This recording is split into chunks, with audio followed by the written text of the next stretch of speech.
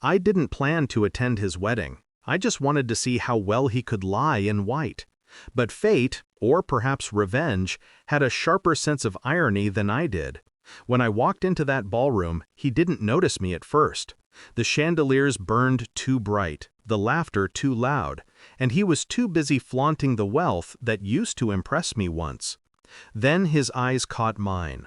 A flicker of surprise, then arrogance. The same smirk that used to make me believe he loved me. He raised his glass toward me. "Look who's here," he said loudly, drawing attention. "Didn't expect you to show up. Still living that simple life?" His friends chuckled, the kind of polished cruelty only money can polish smooth. I smiled. Still simple. Still real. He didn't know, he never did, that simplicity was my disguise. And when his bride turned, her laughter died. Her skin paled, her fingers trembled around the glass. Because she knew me.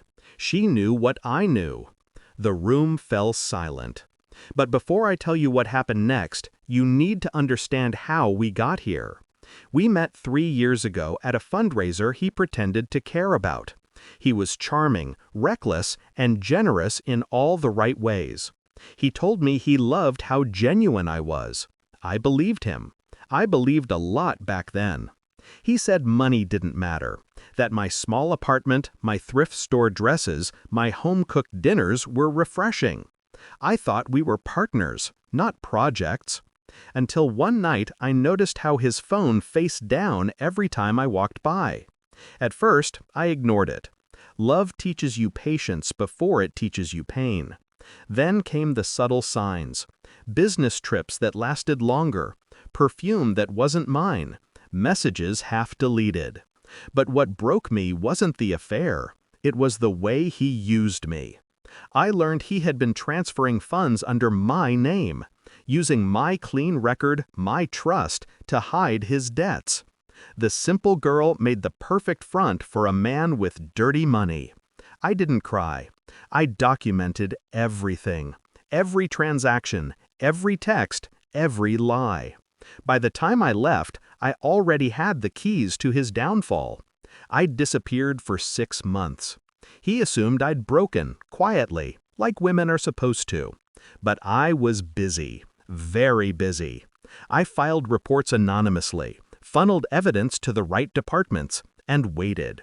I built connections where he least expected, in the shadows he thought I couldn't reach. He got fired.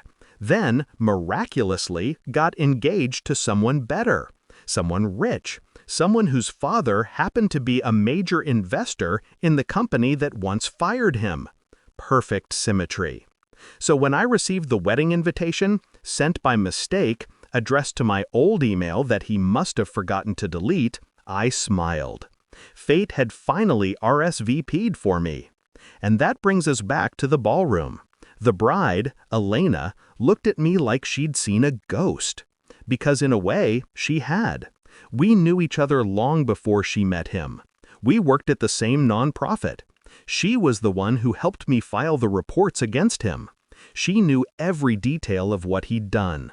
She also knew I'd promised to stay quiet, as long as he stayed gone. Apparently, he hadn't.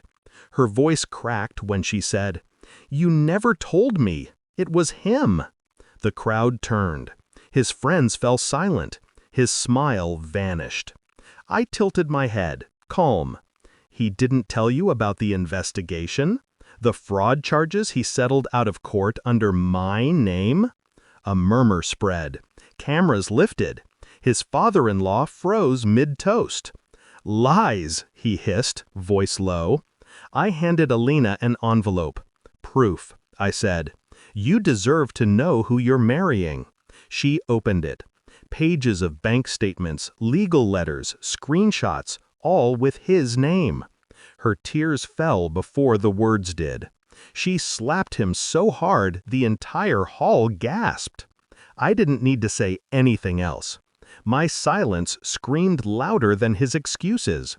He lunged for me, but 2 of his groomsmen held him back. Someone yelled for security. I just stood there, watching the empire he built on deceit collapse piece by piece. Every eye turned on him now. The laughter that once followed him now cut through him like glass. I walked away before the chaos settled. I didn't need to see the ending. I'd written it. Outside, the night air felt clean. For the first time in years, I breathed without fear. People think revenge is about rage. It's not. It's about restoration, balance, truth finding its way home. As I reached my car, my phone buzzed. A message from an unknown number. "You ruined me." I smiled. "No," I typed back. "You did that yourself." I just turned on the lights. Then I deleted the message, started the engine, and drove off into a life he could never afford to buy. He once told me I'd never make it without him. But on his wedding day, it wasn't me who needed saving. It was him, drowning in the wreckage of his own lies. And me? I just watched him sink. Quietly, beautifully, like justice does.